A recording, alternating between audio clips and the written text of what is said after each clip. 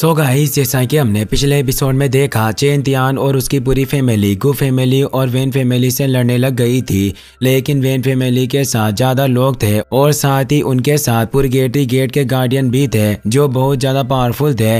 लेकिन फिर भी चेन तियान और चेन फेंग अपनी जी जान लगाकर लड़ते हैं। वेन बुफेन चेन तियान को मारने के लिए उसके ऊपर अटैक कर रहा था और उसे घायल कर रहा था, पर तभी लास्ट में वहां पर सुप्रीम एल्डर आ जाते हैं जो वेन बुफेन को मार देते हैं। लेकिन तभी वहां वेन और गु फैमिली के ग्रेट एल्डर भी आ गए थे और उनके आने के बाद चेन फैमिली का साथ देने के लिए वहां यिंग लाओ भी आ गया था। फिर अब हम चेन फैमिली के सभी दुश्मनों को देखते हैं जो यिंग लाओ को देखकर डर गए थे और उन्होंने लड़ना बंद कर दिया था। इसीलिए अब वेन फैमिली के ग्रेट एल्डर यिंग लाओ से कहते हैं कि टोंग टेन टावर किसी के भी फैमिली मैटर में इंटरफेयर नहीं कर सकता। लेकिन क्या अब वो अपने इस रूल को तोड़ रहा है? मुझे नहीं लगता कि तुम ये सही कर रहे हो।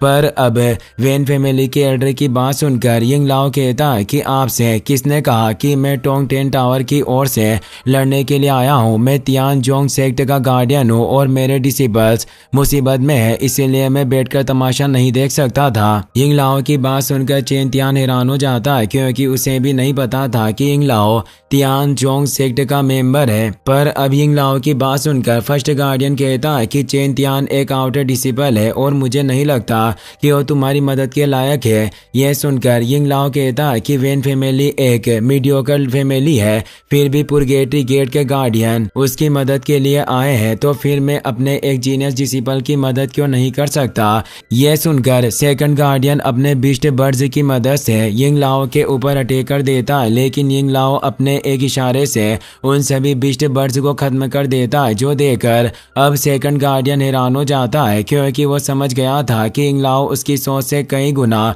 ज्यादा पावरफुल था। इसके बाद अब यिंग लाओ उन सभी से कहता है कि मैं तुम सभी को 3 सेकंड का वक्त दे रहा हूँ, यहाँ से चले जाओ नहीं तो मैं तुम्हें नहीं छोड़ूंगा। यिंग लाओ की ये बात सुनकर सेकंड गार्डियन घबरा जाता है और डरकर वहां से भाग जाता है। लेकिन अब वेन फैमिली के एल्डर यिंग लाओ से कहते हैं कि चेन फैमिली ने मेरे बच्चों को मारा है, मैं उन्हें कैसे छोड़ दूं? लेकिन अब चेन फेंग उनसे कहता है कि आप सच को बदलने की कोशिश क्यों कर रहे हो? आपकी फैमिली ने अपना कॉन्ट्रैक्ट तोड़ा था और उसी की वजह से ये पूरी लड़ाई शुरू हुई थी, इसमें चेन फैमिली की कोई गलती नहीं है। यह सुनकर अब गु फैमिली और वेन फैमिली के लीडर नहीं मानते। वो कहते हैं कि हमने कई सालों से इस दिन का इंतजार किया है, आज हम चेन फैमिली से छुटकारा पाकर ही रहेंगे। यह कहकर वो दोनों एल्डर चेन फैमिली के ऊपर अटैक करने के लिए बढ़ते हैं। लेकिन तभी यिंग लाओ अपनी जगह से हिले बिना उन्हें रोक देता है, जिसके बाद यिंग लाओ उनसे कहता है कि मेरे अंदर पेशेंस की कमी है, मैं तुम्हें ज्यादा वक्त नहीं दूंगा। यिंग लाओ की बात सुनकर और उसकी पावर्स देखकर अब दोनों ग्रेट एल्डर्स को भी यह बात समझ आ जाती है, वो यिंग लाओ से नहीं जीत सकेंगे। इसीलिए वेन फैमिली के एल्डर गु फैमिली के एल्डर से कहते हैं कि हमें अब अपना बदला भूलना होगा,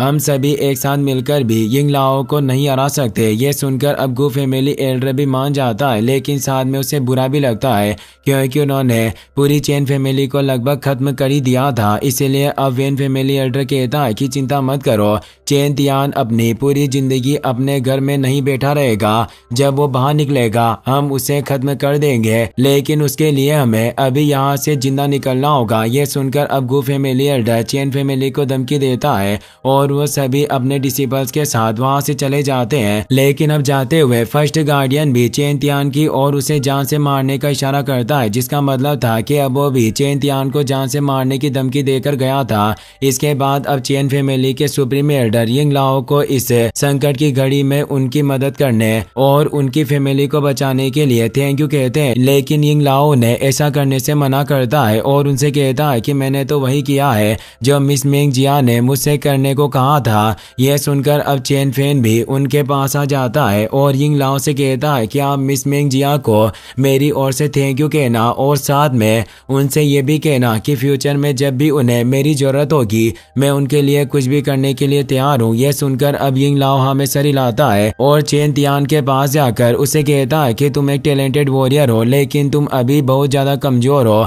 अगर तुम अपने क्लैन को प्रोटेक्ट करना चाहते हो तो फिर से सेक्ट में जाओ और एक इनर डिसिबल बनो। यिंग लाओ की बात सुनकर अब चेन तियान उसकी बात मान जाता है और अब चेन तियान का फैसला सुनकर यिंग लाओ वहां से चला जाता है। इसके बाद चेन फैमिली के सभी सभी डिसिपल्स जो घायलों को संभाल रहे थे उन्हें सुप्रीम एल्डर एक जगह बुलाते हैं और उससे कहते हैं कि हमारे एंसेस्टर मुझे 2 पावरफुल टेक्निक देकर गए थे, जिसमें से पहली मैजिक गैदरिंग और दूसरी किलिंग आर्म है। यह टेक्निक्स बहुत ज़्यादा पावरफुल है और साथ में इन्हें कल्टिवेट करना भी बहुत मुश्किल है, और अगर गलत तरीके से यूज़ किया जाता है तो यह टेक्निक यूज़ करने वाले के लिए खतरनाक भी हो सकती है। लेकिन आज चेन फैमिली खत्म होने की कगार पर थी, इसीलिए मैं तुम्हें यह टेक्निक्स देना चाहता हूँ ताकि आगे से तुम कमजोर ना पड़ो। यह कहकर वो सभी डिसिपल्स को वो टेक्निक दे देते हैं और उन्हें उसका कल्टिवेशन करने के लिए कहते हैं। तभी हम चेन तियान को देखते हैं जिसे स्वॉर्ड एम्परर कहता है कि मैजिक गैदरिंग टेक्निक तो तुम जानते हो ये बहुत खतरनाक भी हो सकती है, लेकिन मैं तुम्हारे साथ हूँ, इसीलिए तुम्हें चिंता करने की कोई जरूरत नहीं है। इसके बाद सुप्रीम एल्डर सभी से कहते हैं कि मुझे पूरी उम्मीद है कि तुम इन टेक्निक्स को अच्छे से प्रैक्टिस करोगे और अपनी फैमिली को प्रोटेक्ट कर लोगे। यह कहकर वहां से चले जाते हैं। अगले सीन में हम देखते हैं कि सभी लोग अपने घर आ गए थे और अब रात हो चुकी थी, पर तभी चेन तियान अपने घर से बाहर आता है और बाहर आकर अपने डैड और लॉक्सी को याद करके उनसे माफ़ी मांगता है। दरअसल चेन तियान अपना घर छोड़कर जा रहा होता है क्योंकि उसे पावरफुल बनना था और वो जानता था कि घर पर रहकर वो अपने आप को जल्द से जल्द पावरफुल नहीं बना सकता। पर लॉक्सी ने चेन तियान के ऊपर नज़र रखी हुई थी और वो चेन तियान को रोककर उसे पूछती है कि तुम कहाँ जा रहे हो। तो अब चेन तियान लॉक्सी को बताता है कि मैं तियानजोंग सेक्ट में वापस जा रहा हूँ। मुझे यहाँ आकर कई महीने बीत चुके हैं और जब से मैं यहाँ आया हूँ मेरी वजह से चेन फैमिली के ऊपर कई सारी मुसीबतें आई है और अब पुरगेटरी गेट भी मेरे पीछे पड़ा है, इसीलिए अगर मैं यहाँ से दूर चला जाऊँगा तो चेन फैमिली सेफ रहेगी। लॉक्सी चेन की बातें सुनकर बहुत दुखी होती है और उससे पूछती है कि तुम्हारी सेफ्टी का क्या, अगर उन्होंने तुम्हारे ऊपर अटैक किया तो। लॉक्सी की ये बात सुनकर चेन तियान उसे कहता है कि मैं अपना ध्यान रख सकता हूँ और जब मैं पावरफुल बन जाऊँगा तो जरूर वापस आऊँगा। ये कहकर वो जाने लगता है, लेकिन लॉक्सी उसे रोककर उसे हक करती है और उसे अपना एक क्लिप देती है जिसे लेकर चेन तियान वहाँ से चला जाता है। जिसके बाद हमें 2 दिन बाद का सीन दिखाया जाता है जब चेन तियान फॉरेस्ट के बीच से तियानजोंग सेक्टर की ओर बढ़ रहा था, लेकिन तभी हमें किसी को दिखाया जाता है जो चेन तियान का पीछा कर रहा था। चेन तियान फॉरेस्ट से निकलता है और एक होटल में कल्टिवेशन करने लगता है। चेन तियान अपने एल्डर की दी हुई टेक्निक्स को कल्टिवेट कर रहा था जिससे उसे उन टेक्निक्स की पावर से महसूस होती है और वो उनसे इम्प्रेस हो जाता है। लेकिन तभी स्वॉर्ड एम्परर उससे कहता है कि यह टेक्निक जितनी अच्छी दिख रही है उतनी है नहीं, यह तुम्हें कुछ देर की पावर देती है, लेकिन कुछ देर के बाद तुम्हारी बाकी की पावर्स भी खत्म हो जाएगी और तुम किसी काम के नहीं रहोगे। इस टेक्निक की बैकफायर की वजह से तुम अपना कल्टिवेशन खो सकते हो और हमेशा के लिए रियल लूजर बन सकते हो। स्वॉर्ड एम्परर की बात सुनकर चेन तियान हैरान हो गया था, पर तभी अब उन्हें महसूस होता है कि उसके रूम के बाहर कोई है। स्वॉर्ड एम्परर को भी बहुत सारे लोगों की आहट महसूस होती है, इसीलिए अब वो उनसे बचने के लिए रूम में अंधेरा कर देता है और छुप जाता है। अब वो लोग जो चेन तियान का पीछा कर रहे थे वो रूम के अंदर आ जाते हैं और चेन तियान को ढूंढने लगते हैं, लेकिन उन्हें वहाँ चेन तियान नहीं मिलता, इसीलिए वो रूम में चारों ओर अंधेरे में तीर चलाने लगते हैं क्योंकि उन्हें लग रहा था कि चेन तियान वहीं छुपा हुआ है।